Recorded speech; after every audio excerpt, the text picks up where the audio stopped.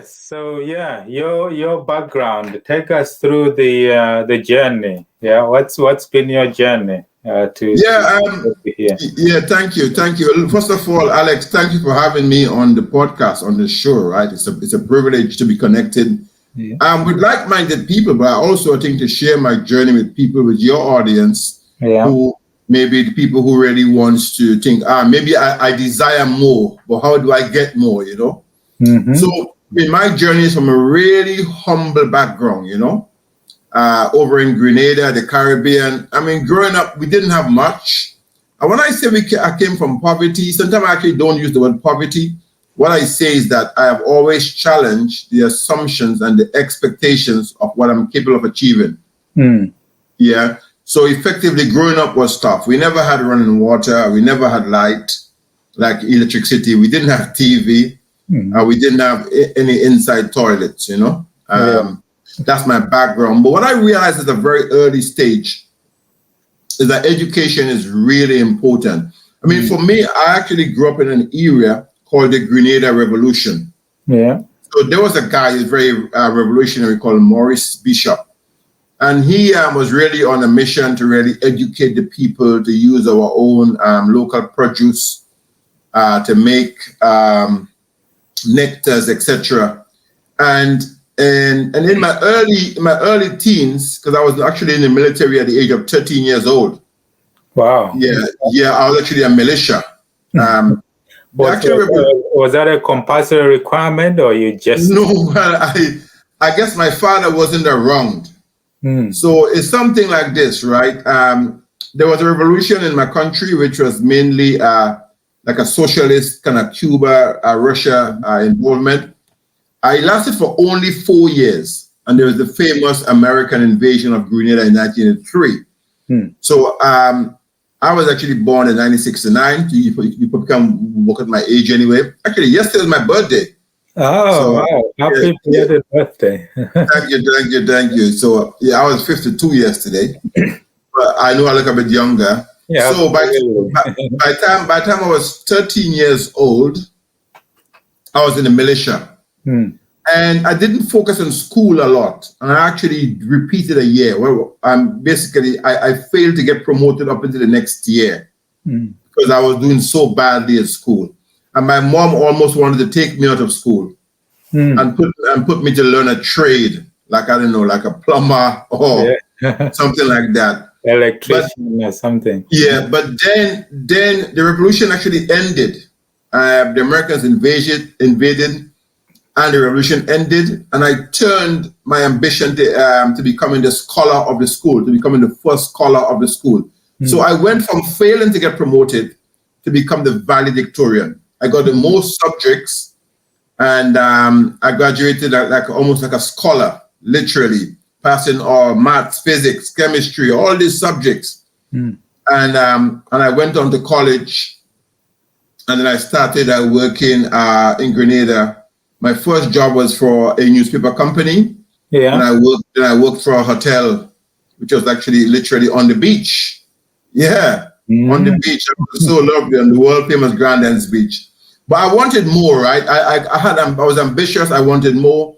My dad lived in Canada. He never helped me. He died last year. I went to see him. I knocked on my dad's door for like 20 minutes to half an hour, and he didn't open. Did he know it was you? He knew it was me. He's in there. Yeah. And then he opened, and then he said to me, "I told you not to come. I told you not to come." And my dad did not even invite me in. That's and it was really tough. I lived in Canada for almost 2 years. And then I went back home to Grenada, and then I started doing farming. So because when I was growing up, even while I think from age 10, I started selling stuff in school. My mom used to let me make fudge and sugar cake and sell. And I used to have lots of animals as well as a young boy. So farming is something that we did back home. My mom did, my grandmother did. So I turned my hand to farming as my first business. Yeah. And then I farmed like almost like 3 acres of land with my own hands on my own. Wow. Then I started selling stuff at the market. I started doing like a side hustle. I was probably like in my early 20s. I started selling corn soup by the road. And all the money I make, I started to put it into my mom property. So now my mom property, now we started putting concrete. We had water. By then we had electric. I also learned how to do electrics myself. So I started doing construction myself. I like literally like putting concrete beams, doing plumbing. Yeah. Yeah, with myself, seriously. Then I started working with the mason guys sometimes. So I actually started building my mom property out with all the money from the farming. And then I got a next job in a hotel. And then from that, I got a next job. I decided I want to be an accountant, a qualified accountant. I think I was in, it's in my story for any of your listeners who want my book. Yeah. They can get a free copy of my book. Yeah. Money management for business owners and entrepreneurs. Yeah. They can just email me and they can get a free copy. Yeah. So effectively, I was inspired by the chief accountant, and I went to an accountancy firm. Back then, I think it was called Panel Fosters, and I said to the guy, I want to become an accountant. And he gave me the ACCA forms, and I filled them out, and I started doing the ACCA on my own. And then he asked me if I wanted to where I wanted to work, if I wanted to be an auditor, or if I wanted to work in. He gave me some options, and one of the options was to work with his brother, who owned a bakery. And I worked there and I became the financial controller. I also taught evening classes. And then I took a loan and I came to the UK. My mom put up security for me to come to the UK. Yeah. My mom put up her house and her land, and her salary went through the bank so I can get a loan to come to the UK to study accountancy. Yeah. And that's the beginning of my story in the UK. Wow. Wow. I came in June 1997. To summarize just my story, people can look me up, Royston A Cumberbatch. You can see I've worked for some really big companies. Like I worked for Aviva, I worked for Aviva Investors, HSBC. I worked for big banks, Lloyd's Banking Group, State Street Bank, coming from nothing to that. And I think what really helped me to get there was self-belief. Yeah. Like visualization is something I encourage people to do. Like visualization means have a view of where they see themselves, but see themselves into the future. Yeah. Almost daily. It's not like meditation, I think is, and I meditate even this morning, I meditate. To me, meditation is more like grounding you or centering you. But to me, visualization to me is more projecting you. Like when you visualize, like even as I was speaking to you, like before coming onto the podcast, on this session, that my next journey is to go back home and like build out my property and do stuff. It's really a vision. Yeah. And every day I'm already thinking, what am I going to build out next? How am I see it happening? I'm kind of living my life in the future, in my dreams now. So I would say it's very important to dream. To dream, yeah. Well, basically, as Napoleon Hill said, and you can see on my bookshelf, I've got a few books by Napoleon Hill. Is the best book I can recommend for people. It's called Think and Grow Rich. Yeah. So it's the same concept, right? If you think and grow rich, what does that mean? It means that you can think about richness, you can think about wealth, yeah, and wealth will come. I mean, your show is called Business Wealth Mindset. Yeah. Yeah. So to me, your mind, you have two minds, right? Your conscious and your subconscious mind. And what I will say is that based on your experience, your beliefs, what you surround yourself with, you can cultivate a very positive subconscious mind. Yeah. and that can help you to think about the things that you want to achieve and to have the positive mindset. So that's kind of the summary of my journey. I invested in properties. I got properties in the UK, properties in Grenada. And what I love doing now is that I actually love to give back. I'm actually in the phase of giving back. Giving back, yeah. So giving back to me means I help people for free, people who I mentor and coach. I believe in the law of attraction. I believe in the universal laws, so the law of vibration. I just believe the more you give, the more you get. Yeah. So now I'm on a journey of just giving, and the universe opens up to me. Literally, I wouldn't have met you if I wasn't. Absolutely. If I wasn't on Clubhouse giving a free talk about wealth mindset, connect with someone who I wouldn't have met you. So it shows you that it works. Absolutely, and that's the world now, isn't it? I mean, when I started this podcast, I had no idea, who I was gonna interview, who I was gonna meet, and what inspiration they were gonna give to the people and to the listeners. And look, I'm here speaking to you now. But I think one of the distinguishing factors as well, it's great how you talk about us having to think about the vision and the things that we want. But I think people get stuck on the point where, they don't see any link of how they are going to get the things that they visualize. Yeah. But that is, I mean, you talk about think and grow rich. That is the whole point. You don't have to worry about how you're going to get it, because the subconscious and the universe, when you give it that instruction of what you want by visualizing it, it finds its own way to deliver it to you. You don't have to worry about that. But I completely agree. I mean, also, you want to write things down. Don't just think about it. You want to write it down. It's called affirmations. So you think and grow rich, yes, but write it down. The next thing is called journaling. So I've got a number of notebooks. Obviously, I've got a planner here with me, which obviously I scribe on. I've got a number of notebooks where I scribble things. I mean, since coming on here with you, I started writing things down already. Yeah. Because for me, when you think and then you move it from idea to writing it down, it's kind of a physical manifestation of the thing that you want to achieve. So the whole concept of, I speak about visualization earlier. I mean, you can also have a vision board. Yeah. So I've got a physical vision board that I look at the time. For example, 7 years ago, I went to a business show. The guy called, and I went to a room called Shakir.com, and he talked about online education, etc.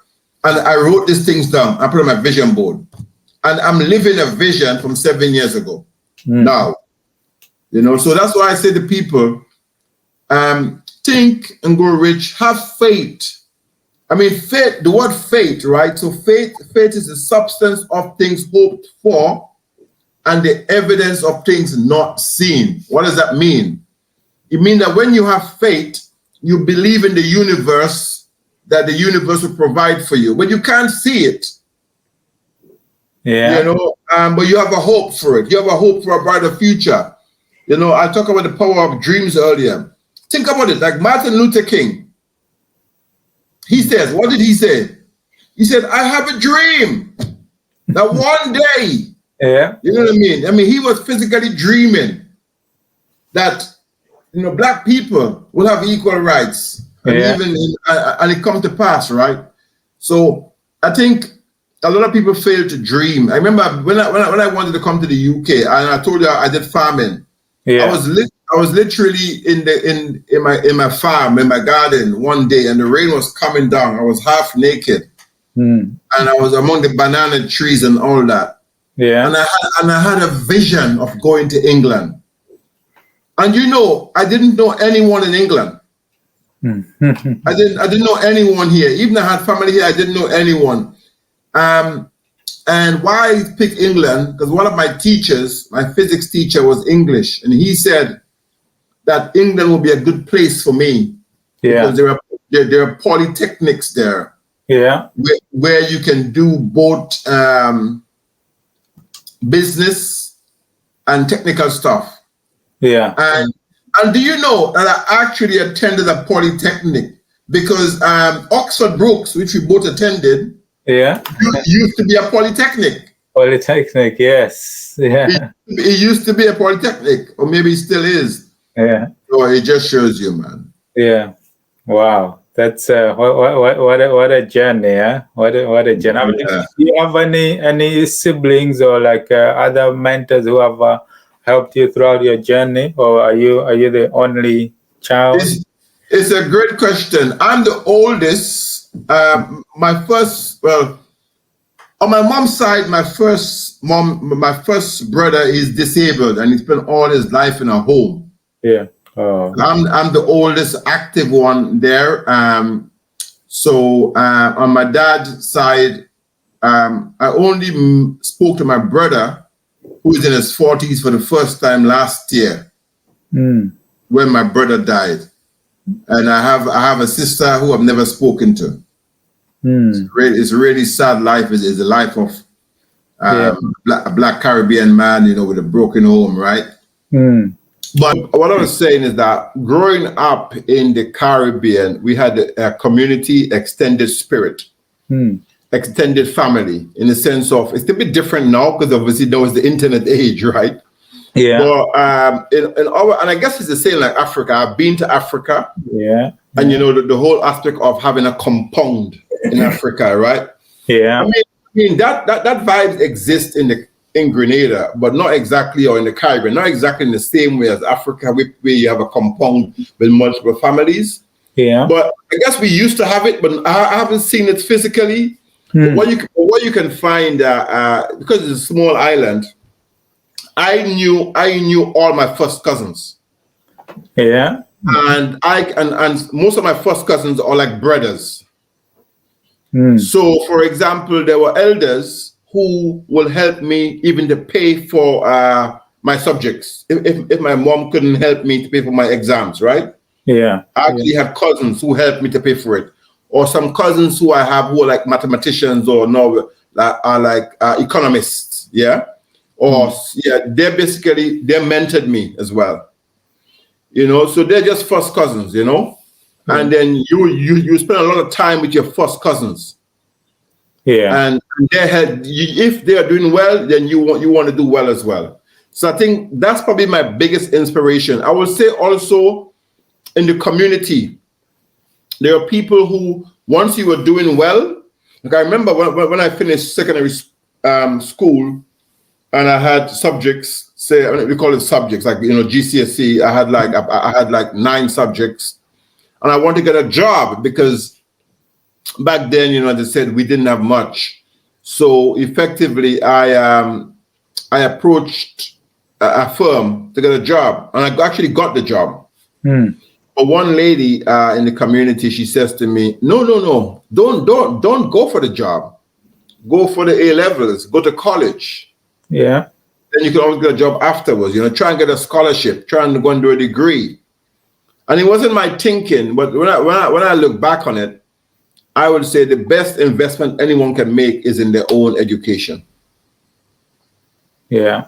Yeah. So yeah. Absolutely. But I mean, now looking back at your history, because obviously there was quite a bit of hardship there, and you having to graft on your own to make your own life. Do you think that shaped you to follow a particular direction? Like, if you had things, much better, your father around, maybe no money issues, do you think you would have gone in a different direction and probably not be where you are now? What's your thoughts around well, the impact